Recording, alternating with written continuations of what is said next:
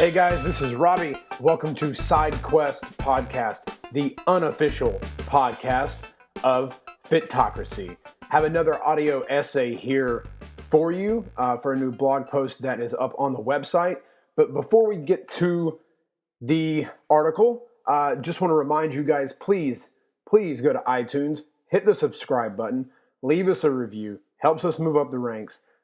My goal for this show by Christmas is to be in the What's Hot section of iTunes, but I can only do that if you leave a review. Even just like 2 words like cool show, keep going, don't care, just leave a review. Please follow us on Twitter at SideQuestFM. Again, you can follow us on Instagram at SideQuestFM. Find us on Facebook, like us there, share us with your friends, and please share the website, sidequestpodcast.com. You can email us as well at sidequestpodcast@gmail.com. All right, guys, the audio essay, enjoy it. This is the blog post entitled, My Time in the Church of Paleo. Well, the title of this entry may be offensive to some, and that was my intention. Why? Sensational things grab your attention. Sensationalism grabs your attention's antennae like the shrill sound of nails on a chalkboard. It will drag you into reading articles or listening to news stories you otherwise would ignore. Talk radio, BuzzFeed, and all 3 major news organizations have made massive amounts of money off of sensationalism. Seriously, the next time your evening or morning news show comes on, just for a second, ask yourself why every news story is inflated into some life or death situation. Fear and sex sell. They are the 2 most basic animalistic emotions that our lizard brains operate on. Marketers manipulate the 2 to get us to buy their products. Diet trends as well fall into this category. For the longest time, I struggled with losing weight. And you can read my past post, What Got Us Here Won't Get You There, if you want to read about my history with weight loss. This article, however, is only focused on a short span in that time frame. In 2013, I began to delve into the world of fitness and nutrition. At the same time, one of the biggest rages in dieting finally began to hit the mainstream. Paleo. Eat like our ancient ancestors and feast on meat, veggies, nuts, berries, but must you never, ever touch the evil that is grains. No pasta, no rice, no potatoes. Okay, you can have a sweet potato because it's not a grain. No bread, no processed junk, just all natural meat and veggies. Oh, did we mention you can eat the crap out of olive oil, coconut oil, butter? Hell, put that shit in your coffee. And bacon. I do not remember where I heard about paleo. More than likely, I found out about it while reading Reddit Fitness. Somehow I stumbled on to Reddit Paleo, and from there found Mark Sisson's book, The Primal Blueprint, which I read in about 4 days while riding the New York City subway. Actually, come to think of it, most of my resources probably came from Reddit. Let's get one thing clear. Reddit is not a scholarly source in any way, unless you are attempting to get a PhD in memes. I love Reddit. It satiates my demonically evil dark humor and my need to see cat gifs, but using it as a resource to back up a diet? Not so much. As I started to read about paleo, I became really enamored with all the benefits that thousands of people were seeing in their lives. I read all the articles about the evils of carbs and grains. I saw photos of guys who went paleo and were ripped in no time. I had always been a pretty impressionable youngster, so when I saw pics of dudes who ate meat and veggies with abs, it was pretty easy for me to say, screw grains, I'm going caveman and getting abs. I joined the congregation, and I joined it with a fervor. I started in March of 2013, and by the time May came around, I was down 16 pounds and had lost 3 pant sizes. I could fit in small shirts. See, in my mind, small equals skinny, and skinny means I am not fat. Success! The best part of all of this, I felt like $1,000,000 and was killing it in the gym. I had lots of energy and never felt tired. I did mention the whole being skinnier thing, right? So with my results, I jumped even deeper into the world of paleo. Like Plato's allegory of the cave, I, in my enlightened paleo form, could see the shadows dancing along the walls for what they were. I left the cave and let my eyes adjust to this new light. And I wanted to go back, and I wanted to save those I love from the darkness of the cave. I evangelized for paleo. I preached the awesomeness of going low or no carbs to friends. Sadly, I judged others who I felt were either one, not smart enough to see through the lies about grains delivered to them by the government and media, two, not strong enough to kick their desire for carbs to the curb, or three, snidely in my mind, I made myself feel better and degraded those around me who refused to follow the light that I had seen and exit their dark caves. When I told people, I don't eat grains, the connotation behind it always had this high and mighty tone, a tone that made it sound as if I was scoffing at their unenlightened minds. If I ate something that wasn't paleo or someone offered me something that wasn't in the realm of caveman fine dining, I would make sure they understood, oh, thank you, but I don't eat grains, bread, or carbs. If I did partake, I don't usually eat this stuff because it's the reason people are fat, the reason for all of our health problems. How does becoming a self-righteous bag of dickwatery allow me to help people who want advice on getting healthier? How does that make me a better person? It didn't. And it still doesn't. All right, time out. Now, I want to make one thing clear. I do not hate paleo. I think it has lots of great tenets, like eating tasty dead animal flesh. By chomping down on those fibrous veggies our ancestors ate, you will improve gut health, and all that good fat from grass-fed butter, olive, or coconut oil will help regulate hormone production. If you get hungry, just throw in some berries or nuts for a snack and enjoy your day, Mr. and Mrs. Cave Smith.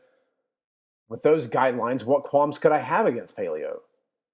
I confess most of my rest days pretty much follow along the paleo guideline, in that I eat very little carbs as I'm not training. Carbs on those days most of the time are well under 150 grams, as compared to workout days where I down probably 350.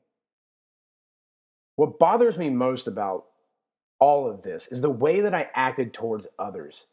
I am disgusted when I look back and think about how I emphasized things I said about my diet or the mental negativity I harbored towards those who had not seen the salvation that was paleo.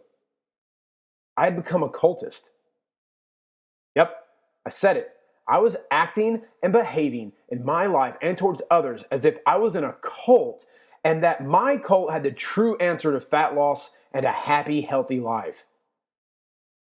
Jordan Syatt, in an article titled Fitness Myths That Need to Die, the Paleo Diet Edition, said this: I also think it's important for proponents of the paleo diet to recognize there isn't a single best diet for the human species. Continuing to propagate this myth is only going to create further confusion and misunderstanding amidst a topic that is already clouded by media-based propaganda and misinformation. See, this is where I think the idea of if it fits your macros, or IIFYM, or as some call it, flexible dieting, really helps anyone to find true freedom in their diet and still enjoy a cookie or two, or some Ben & Jerry's. Hell, maybe a donut here or there, and even pizza, without feeling guilt. I can tell you straight up that Monday through Friday, I'm eating my salad with chicken and rice and shrimp at lunch, and then whatever my wife has picked out for dinner.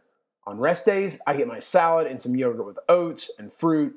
Usually have a sweet potato at dinner, or some corn tortillas, or a beer, maybe two. Perhaps we make pasta that night and I have some pasta. I just make sure I do not go overboard with it. If we go out for dinner, I have two options. One, order the steak. Because when in doubt, if you're really worried about your macros, just order the steak and double up on the broccoli. Two, I enjoy a date with my wife and have something we both want and get up the next day and never fret about having some spinach and artichoke dip or cheese fries. Instead of becoming a zealot who acts as if his way is the only correct and true way to happiness and fat loss, I have strived over the last few months to find balance. I find a way to enjoy an almond joy or two, or a pint of Ben & Jerry's. Whether it is a pint of Ben & Jerry's or an almond joy or my wife's homemade apple pie, I cannot give food a negative connotation. Once we give food a negative connotation, we stop enjoying food or enjoying things that otherwise taste great because we feel guilty for indulging in them. That does not mean that I go out and eat every Twinkie I see or that I have a Twinkie every day. Instead of restricting myself from certain foods or treats, maybe I eat a Twinkie one day. However, that might mean that when I have those things, that I do eat a little less of nutrient-dense foods like sweet potatoes, quinoa, or fruit on that day. Maybe I don't eat as much at lunch because I'm going out with friends for dinner and I want to have a few drinks and a few hot wings. Whereas in the past, I would have made up an excuse to not go out because I didn't want to feel the guilt for having some wings and beer. I don't eat those things every day. I eat smart and plan ahead 90% of the time. If I go over and do something off my norm, I just get back to my norm the next day. I stay consistent when it matters, so that if I have one meal that throws me off track, all I do is reach back to the good habits I have built. I wake up and I continue with my life. Those habits and keeping them consistent are the true keys to long-term success, not restricting and shaming your food. Nia Shanks, in her new book, 33 Ways to Break Free of Binge Eating, makes some great points about how to escape the restrictive diet fads that so much of the world seems to grasp onto. Having forbidden food does more harm than good. Just knowing I can't or shouldn't eat it makes me crave it. Once I stopped viewing certain foods as bad, unclean, forbidden, or in any other negative way, I found myself not wanting them as much. Letting go of having off-limit foods and the negative thoughts associated with those foods was a helpful step in reducing and eventually eliminating binges. Nia Shanks. I've read Nia's book, and it really just hammers home a lot of the things that I'm realizing on my own. Restricting food causes us to create negativity on a journey that should be giving us overall positive experiences. I'm working every day to find the things that I believe and the things that work for me. I still love intermittent fasting. I like eating 2 meals a day. But that doesn't mean that in the future I won't go back to eating breakfast. It just works for me now, and I like it. But even so, I'm not going to turn it into some zealous belief that I try to convert others to. Arriving at this place in my life has taken a while. I created negative connotations to certain foods, which made me, sadly, feel like I was better than anyone who ate those bad foods.